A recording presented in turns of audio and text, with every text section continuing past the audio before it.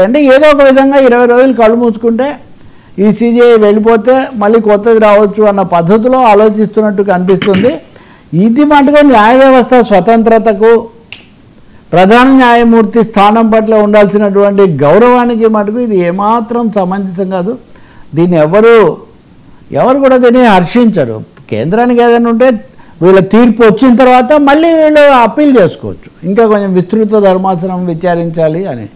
కాబట్టి అంటే యుద్ధం సుప్రీంకోర్టుకు కేంద్రానికి మధ్యలో యుద్ధం ఒక దశకు చేరినట్టు కనిపిస్తుంది.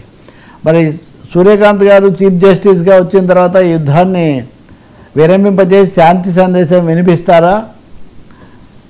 సంఘర్షణ ఎక్కువ అవుతుందా అంటే ఆయన అసలు జస్టిస్ సూర్యకాంత్ నియమించిన రోజునే కొంతమంది అభ్యంతరం పెట్టారు. అది కూడా మీడియాలో బహిరంగంగా జరిగిన విషయమే.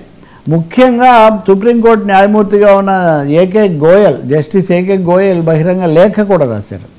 అయినా కానీ కేంద్రం జస్టిస్ సూర్యకాంత్ గారిని నియమించింది.